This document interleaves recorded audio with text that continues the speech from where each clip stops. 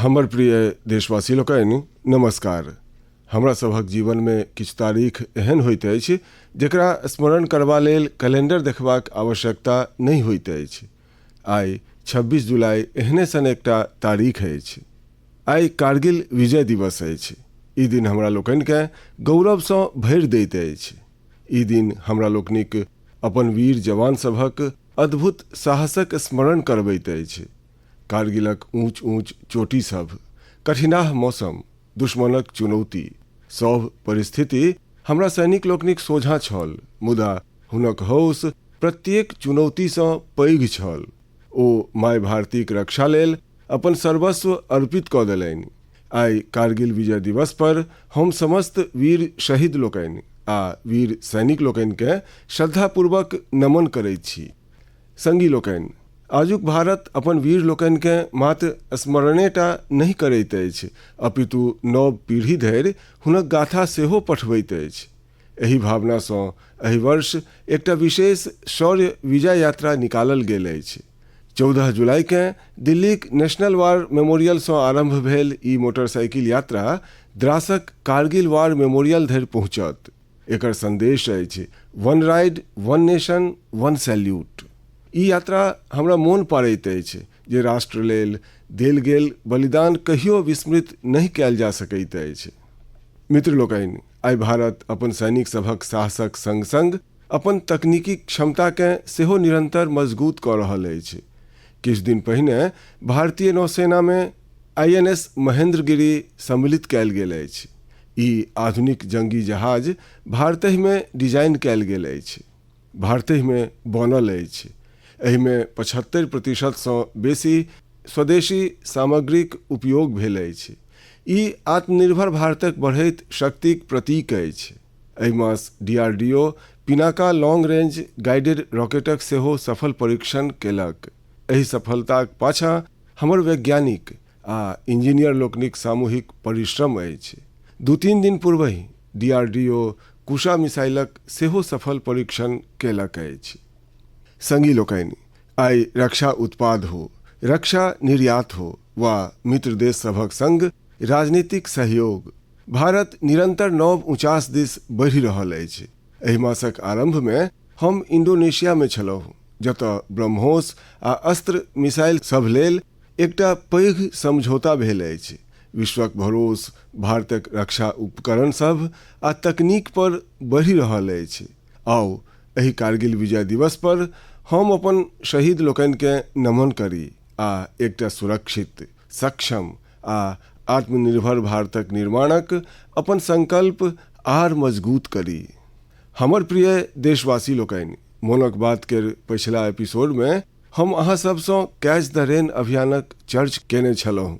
हम आग्रह केने छलहुँ जे बरखाक प्रत्येक बूंद के सहेजबाक एहि अभियान के जन आंदोलन बनाबी।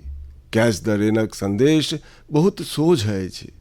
जतऽ बरखा खसै, जखन बरखा खसै, पानि के ओतहि सहेजू। तें 4 जुलाई सँ देश भरि में एकटा विशेष अभियान सेहो चलायल जा रहल अछि। एकर अंतर्गत बरखाक जलक संचयन, ग्राउंड वाटर रिचार्ज, पुरान जल स्रोतक पुनर्जीवन आ वृक्षरोपण के नव गति देल जा रहल अछि। हमरा प्रसन्नता भेल अछि जे गाम हो वा शहर, पंचायत हो वा सामाजिक संस्था, सब ठाम लोक सब बढ़ि चढ़ि कऽ भाग लेलक अछि। कतहु पुरान पोखरि सँ गादि निकालल जा रहल अछि, कतहु इनार आ बावड़ी के फेर सँ जीवन देल जा रहल अछि। बंद पड़ल बोरवेल आब ग्राउंड वाटर रिचार्जक माध्यम बनि रहल अछि। मित्र लोकनि, मध्य प्रदेशक सीधी जिला में प्रायः 1500 पोखरि बनाओल गेल अछि। नरसिंहपुर में अमृत सरोवर सबके सजाओल गेल अछि। महाराष्ट्रक नासिक में पैघ मात्रा में जल सहेजबाक क्षमता विकसित भेल अछि। आंध्र प्रदेशक नंदयाल में सभ ग्राम पंचायत एहि अभियान सँ जुड़ल अछि आ पुरना पोखरि सबके फेर सँ उपयोगी बनाओल गेल अछि। हमर शहर सेहो पाछा नहीं अछि। छत्तीसगढ़क कोरबा, ओडिशाक भुवनेश्वर आ आंध्र प्रदेशक विजयनगरम एहि अभियानक उत्साहजनक परिणाम देखाई पड़ि रहल अछि। आओ हमहूँ अपन लग पास कोनो एकटा पोखरि, इनार वा बाबरीक जिम्मेदारी ली। जलक प्रत्येक बुन्न बचाबी। आइ बचाओल गेल प्रत्येक बुन्न आबयवला पीढ़ीक भविष्यक सबसँ पैघ पूंजी अछि। हमर प्रिय देशवासी लोकनि, किछुए दिन पहिने ग्लासगो में कॉमनवेल्थ गेम्स शुरू भेल अछि। प्रत्येक देशवासी भारतीय दल के निरंतर अपन शुभकामना दऽ रहल अछि। हुनक कामना छनि जे सभ खिलाड़ी आ एथलीट उत्तम प्रदर्शन करथि आ लोकसभक हृदय सेहो जीतथि। संगी लोकनि, हमर युवा लोकनि हालहि में खेल में कतेको सनगर उपलब्धि प्राप्त केलनि अछि। पीवी सिंधु बैडमिंटन में जापान ओपनक पदवी जीतऽ वाली पहिल भारतीय बनि गेली अछि। हुनक एहि उपलब्धि पर संपूर्ण देश के गर्व अछि। भारतीय महिला क्रिकेट टीम सेहो लंदन में लॉर्ड्स स्टेडियम में अपन पहिल टेस्ट मैच जीतलक अछि। ई एकटा ऐतिहासिक विजय अछि। हमरा लोकनिक टीम 270 रनक पैघ अंतरसँ ई प्रतियोगिता जीतलक अछि। मुदा ई गप मात्र एतबे सन नहीं अछि। लॉर्ड्स केर नमहर इतिहास में ई महिला लोकनिक टीमक पहिल टेस्ट मैच छल। 1983 में एही मैदान पर भारत अपन पहिल क्रिकेट विश्व कप जीतने छल। आब हमर नारी शक्ति एतऽ देशक नाम रोशन केलक अछि। संगी लोकनि, किछु छोट प्रयास एहनो होइत अछि जे बहुत अर्थ रखैत अछि। हमरा केरल में एर्नाकुलम केर साउथ चित्तूर में खेलक एहने एकटा प्रयास द जनतब भेटल अछि। ओतुका एकटा स्कूल में संस्कृत क्लब अछि। एतुका शिक्षक अभिलाष जी बहुत अनुपम माध्यम से संस्कृत के लोकप्रिय बना रहल छथि। एहि प्रोजेक्ट के अक्षर कंदुक नाम देल गेल अछि। एहि में संस्कृतक अक्षर सबके फुटबॉल में प्रयोग होबय वाला शब्द सब से जोड़ि कऽ सहज माध्यमे बुझाओल जाइत अछि। एहि सँ सिखबा में आनंद भेटैत अछि आ संगहि खेल सँ लोकसभक जुड़ाव सेहो बढ़ैत अछि। हमर प्रिय देशवासी लोकनि, पिछला रवि दिन विक्रम-1 केर सफल लॉन्च सँ प्रत्येक देशवासी गौरव सँ भरल छथि। हम समस्त भारतीय स्पेस सेक्टरक एहि ऐतिहासिक क्षणक साक्षी बनलहुँ हूँ। ई प्राइवेट सेक्टर द्वारा विकसित भारतक पहिल रॉकेट अछि। हमर युवा इनोवेटर्स लोकनि से कऽ देखौलनि जकर कल्पना धरि मुश्किल छल। ओ गजब केर स्किल, पैशन आ पेशेंस देखौलनि। दीर्घ समय धरि हमर स्पेस सेक्टर निजी क्षेत्र लेल बन रहल छल। एहि सेक्टर में रुचि रखनिहार बहुत युवा लोकनि के अपन प्रतिभा देखेबाक अवसर नहीं भेट पाबि रहल छलनि। युवा हित के देखैत हम स्पेस सेक्टर के प्राइवेट सेक्टर लेल खोललहुँ हूँ। आइ एकर परिणाम दुनिया देखि रहल अछि। संगी लोकनि, हमर युवा संगी विज्ञान में सेहो भारतक माथ ऊँच कऽ रहल छथि। साइंस ओलंपियाड दुनियाक सबसँ महत्वपूर्ण प्रतियोगिता में सँ एक अछि। एहि में बहुत बेसी संख्या में छात्र लोकनि भाग लै छथि। एहि मास फिजिक्स, केमिस्ट्री, बायोलॉजी आ मैथमेटिक्स केर ओलंपियाड भेल। एहि प्रतियोगिता सब में भारतीय दलक प्रदर्शन सनगर रहल। फिजिक्स ओलंपियाड में हमर सब 5 छात्र लोकनि गोल्ड मेडल जीतलनि आ भारत पहिल रैंक प्राप्त केलक। पिछला एक दशक में भेल प्रत्येक फिजिक्स ओलंपियाड में हमर देशक छात्र लोकनि गोल्ड वा सिल्वर मेडल अवश्य जीतलनि अछि। केमिस्ट्री ओलंपियाड में सेहो हमर सब छात्र लोकनि गोल्ड मेडल जीतलाह। ई एखन धरिक बेस्ट परफॉर्मेंस रहल अछि। बायोलॉजी ओलंपियाड में सेहो हमर सब छात्र लोकनि मेडल जीतलनि। एहि में एकटा गोल्ड मेडल सेहो सम्मिलित छल। ओतहि मैथमेटिक्स ओलंपियाड में हमर छात्र लोकनि 2 गोट गोल्ड आ 4 गोट सिल्वर मेडल अपन नाम केलनि। हमरा देशक युवा शक्ति पर बहुत गर्व अछि। ई देखि कऽ प्रसन्नता होइत अछि जे भारत में ओलंपियाड्स आ हैकाथॉन्स केर कल्चर निरंतर बढ़ि रहल अछि। हमरा भरोसा अछि जे देशक बेसी सँ बेसी युवा एहन फोरम में अपन रुचि देखौता आ भारतक पताका सेहो लहरौता। हमर प्रिय देशवासी लोकनि, जखन कौशल सेहो होय आ किछु करबाक लगन सेहो होय तऽ सब बाट सहज भऽ जाइत अछि। कश्मीरक पारंपरिक चटाई वगुकेँ लऽ कऽ आइ जे प्रयास भऽ रहल अछि ओहिमे एकरे झलकी भेटैत अछि। एकरा मूंज आ धानक पुआरसँ स्ट्रॉसँ तैयार कयल जाइत अछि। एहि चटाईकेँ बनेबाक परंपरा बहुत पुरान अछि। एहि लेल सबसँ पहिने कश्मीरक दलदली क्षेत्रक घास आ मूंजक कटाई कयल जाइत अछि। रौदमे सुखेबाक बाद छटाई होइत अछि आ तखन शुरू होइत अछि हाथसँ बुनाइक काज। 2टा कारीगरकेँ एकटा चटाई बनेबामे प्रायः 4 दिन लगैत छनि। ई चटाई विशिष्ट सेहो अछि आ इको फ्रेंडली सेहो अछि। एकटा पैघ विशेषता इहो अछि जे अहाँकेँ गर्मीमे एहिसँ शीतलता भेटत आ जाड़मे गर्मी। पहिने ई कश्मीरक प्रत्येक घरमे देखबामे अबैत छल, मुदा किछु बरखसँ एकर उपयोग कम होबऽ लागल छल। एहनामे श्रीनगरक गुलाम हुसैन जी आ हुनक बेटी तंजीला जी एकटा संकल्प लेलनि। दुनू वगु क्राफ्टक परंपराकेँ एकटा नव जीवन देबामे जुटि गेलाह। गुलाम हुसैन जी बहुत साधारण परिवारसँ अबैत छथि। हुनका एहि काजमे कतेको प्रकारक चुनौती सेहो अयलनि, मुदा वगु केर संरक्षणक हुनक संकल्प अडिग छल। देखते देखते हुनक एहि प्रयाससँ बहुत रास लोक जुड़ैत चल गेलाह। गुलाम हुसैन जी एहि कौशलकेँ खूब बढ़ौलनि। अपन मिशनमे हुनका स्थानीय स्तर पर सरकारी सहयोग सेहो भेटलनि। आइ तेजीसँ लोकप्रिय भऽ रहल वगु देशक आन भागमे सेहो पहुँचि रहल अछि। हमरा एहि प्रयाससँ जुड़ल समस्त लोक सब पर बहुत गर्व अछि।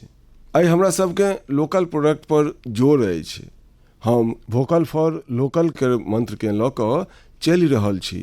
एहनामे कश्मीरक वगु सेहो अहाँ लोकनिक घरक हिस्सा बनय, एहि पर एक बेर अवश्य सोचब। संगी लोकनि, अपना देशमे चाह मात्र एकटा पेय नहि अछि, ई अपनापन सेहो अछि।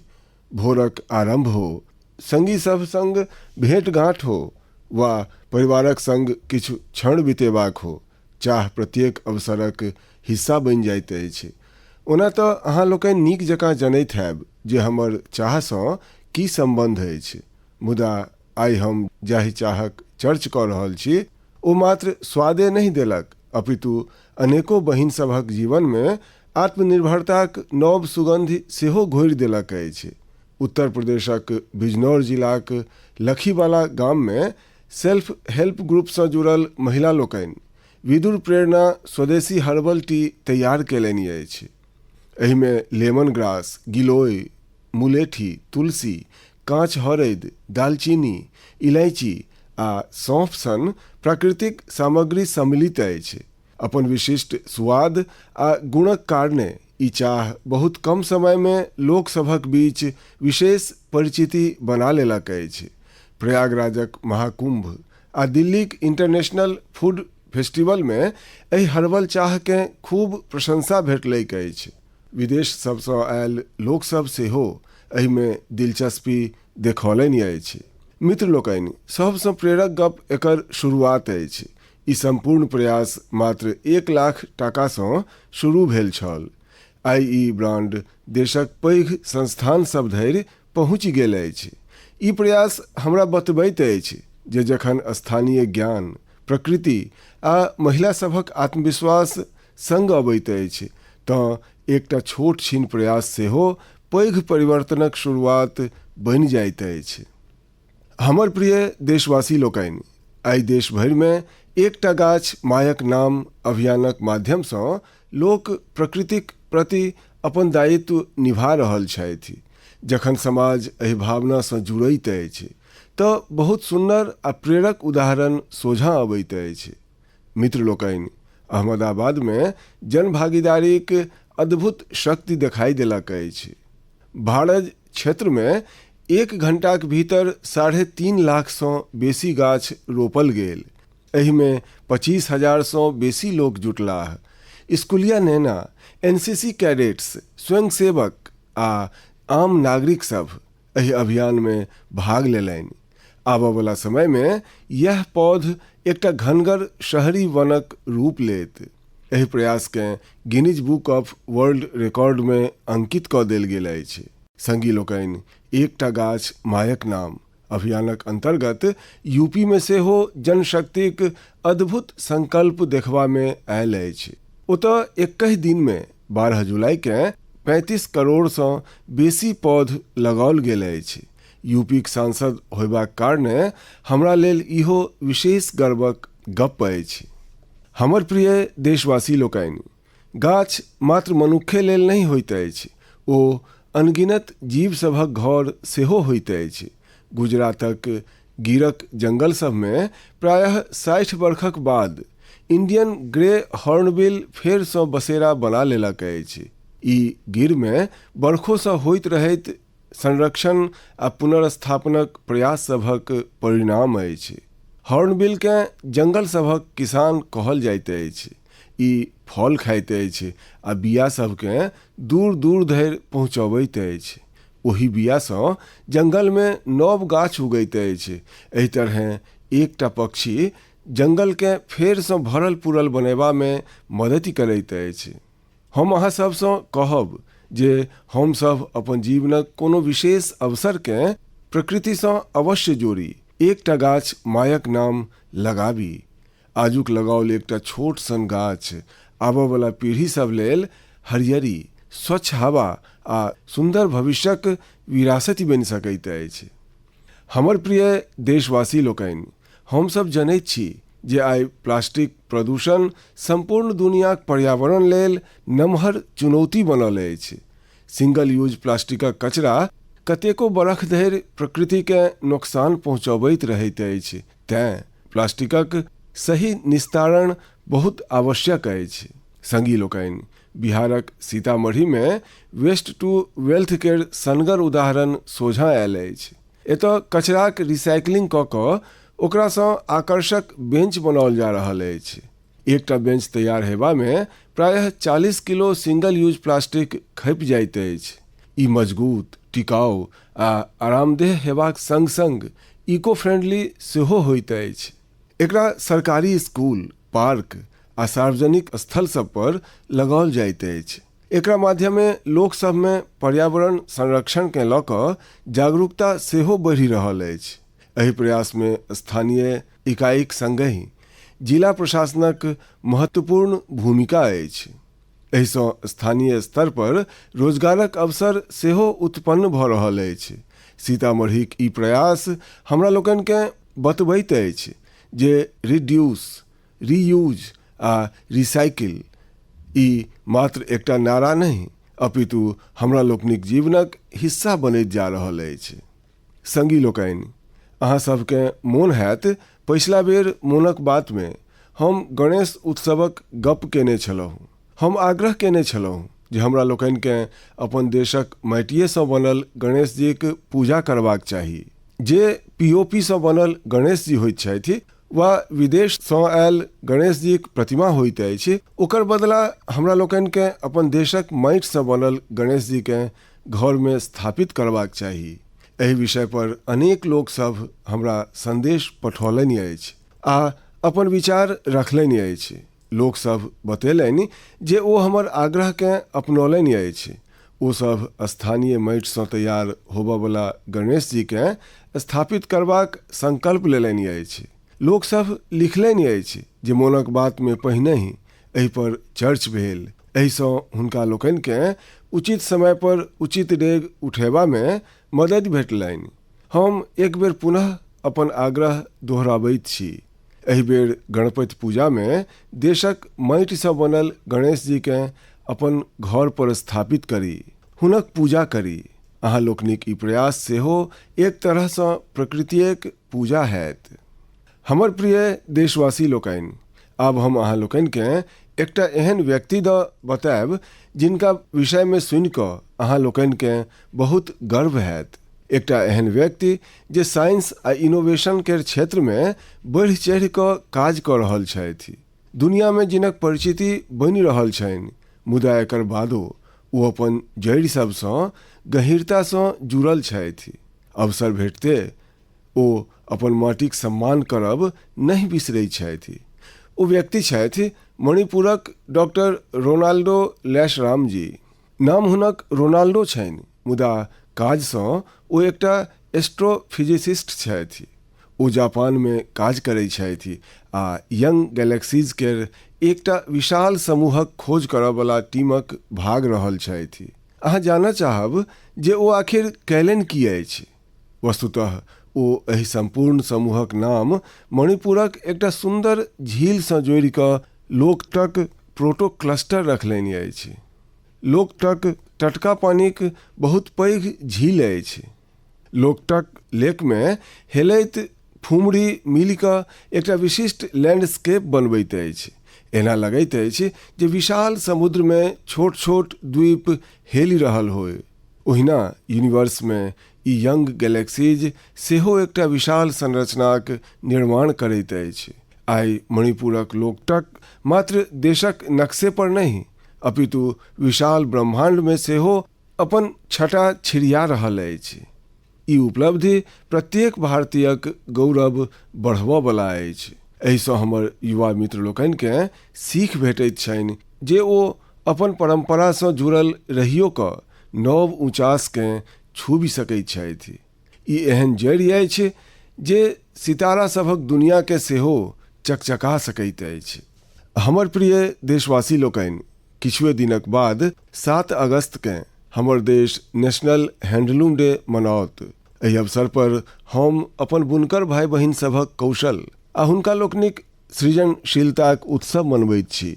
हमर ई संगी सभ पीढ़ीसँ चलि आबि रहल परंपरा सभकेँ आगाँ बढ़ा रहल छथि। संगी लोकनि हथकरघासँ बनल प्रत्येक परिधान कोनो ने कोनो क्षेत्र, समुदाय आ एहिसँ जुड़ल असंख्य लोकसभक कथाकेँ सोझाँ आनैत अछि। ई ओ लोकसभ छथि जे गर्वक संग भारतक सांस्कृतिक विरासतकेँ संजोगबामे जुटल छथि। आजुक दिन हमर आग्रह अछि जे हम हस्तकलाकेँ प्रोत्साहित कऽ कऽ अपन बुनकर संगी सभक सम्मान करी। आओ हम वोकल फॉर लोकल केर भावनाकेँ आर सशक्त करी। मित्र लोकनि, आइ देश में जाहि तरह हैंडलूमकेँ बढ़ावा देल जा रहल अछि, ओहिसँ पैघ संख्या में लोक सभक जीवन नीक भेल जा रहल अछि। पोचमपल्लीसँ पटना आ कुथमपल्लीसँ कच्छ धरि एकर कतेको उदाहरण देखबा में अबैत अछि। आइ एहन कतेको लोक आ समूह अछि जे हैंडलूम केर हमरा लोकनिक गौरवशाली परंपराकेँ नव ऊर्जा आ परिचिति दऽ रहल छथि। कियो पोचमपल्ली इकत केर सुंदर परंपराकेँ आगाँ बढ़ा रहल छथि तऽ कियो महिला बुनकर सभकेँ जोड़ि कऽ वूल प्रोडक्ट बना रहल छथि। किछु लोक केरलम केर पारंपरिक कसाव कलाकेँ संरक्षित कऽ रहल छथि। एहिसँ हमर माय बहिन लोकनिकेँ रोजगार सेहो भेटि रहल छनि। संगी लोकनि, एकटा आर विषय जकर हम विशेष रूपसँ उल्लेख करय चाहब ओ अछि खादी। हमसभ जनैत छी जे खादी महात्मा गांधीकेँ बहुत प्रिय छलनि। विगत किछु बरखसँ खादी बड़ लोकप्रिय भेल अछि। पछिला 12 बरख में एकर बिक्री 6 गुना बढ़ल अछि। बिक्रीक ई आंकड़ा आब 8,000 करोड़ टाकाक लगीच पहुँचि गेल अछि। हमर अहाँ लोकनिसँ आग्रह अछि जे आबयवला पाबनि में खादीक कोनो ने कोनो, हैंडलूमक कोनो ने कोनो, हैंडीक्राफ्टक कोनो ने कोनो प्रोडक्ट अवश्य कीनी। हमर प्रिय देशवासी लोकनि, जो अहाँ सबसँ पूछल जाय जे भारतक कतेक प्रकारक म्यूजिकल इंस्ट्रूमेंट्स अछि तऽ अहाँ लोकनि सोच में पड़ि जायब। एहन तैं जे अपना ओतऽ बहुत रास वाद्ययंत्र आ ओहिसँ जुड़ल परंपरा अछि। एही तरहक एकटा इंस्ट्रूमेंट अछि त्रिपुराक चोंगप्रेंग। ई ओतुका ट्राइबल कम्युनिटीज में अति लोकप्रिय अछि। बाँससँ बनल एहि वाद्ययंत्र में 3 तार होइत अछि।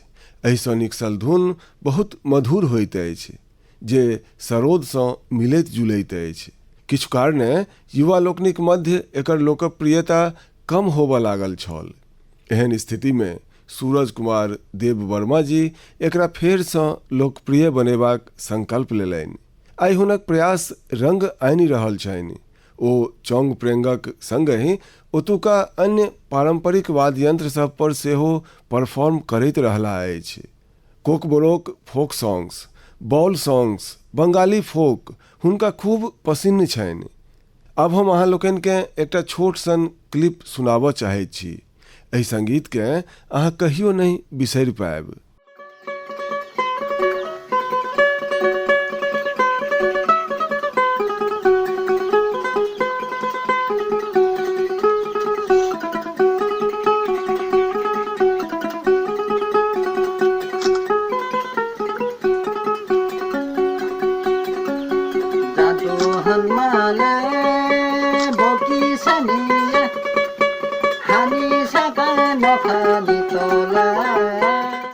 संगी लोकनि, हमरा विश्वास अछि एकरा सुनि कऽ अहाँ सभक मोन के बहुत नीक लागल हैत।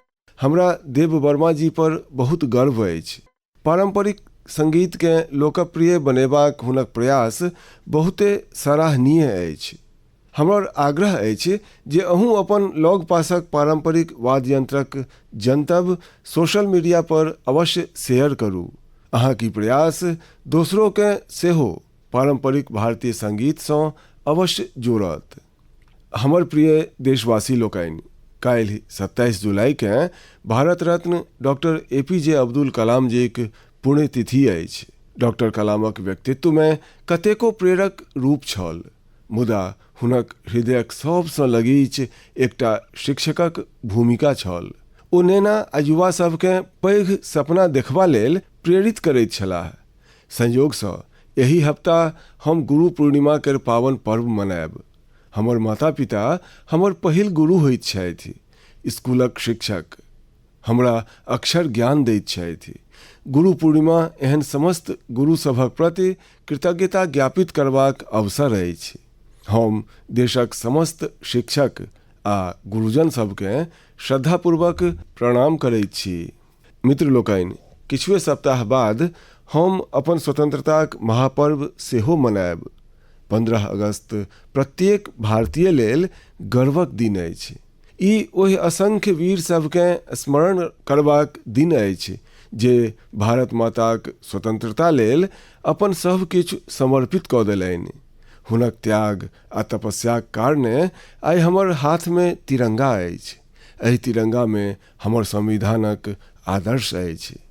मित्र लोकनि, पिछला किछु बरख में हर घर तिरंगा अभियान संपूर्ण देश के एकटा अद्भुत भावना सँ जोड़लक अछि।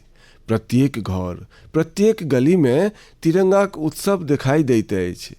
एहि बरख सेहो हमरा लोकनि के हर घर तिरंगा अभियान के पूर्ण उत्साहक संग आगाँ बढ़ेबाक अछि। अपन घर पर पूर्ण सम्मानक संग तिरंगा फहरेबाक अछि। संगी लोकनि, प्रत्येक वर्ष 15 अगस्त सँ पहिने अहाँ सब हमरा बहुत रास विचार आ सुझाव पठबैत छी।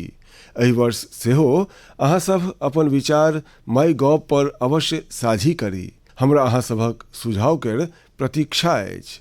मित्र लोकनि, मोनक बात में आइ एतबे। अगिला मास हम पुनः भेटब। देशवासी लोकनिक अनेक नव उपलब्धि आ प्रेरक प्रयास सभक संग। ताधरि लेल हमरा अनुमति दिअ। बहुत बहुत धन्यवाद। नमस्कार।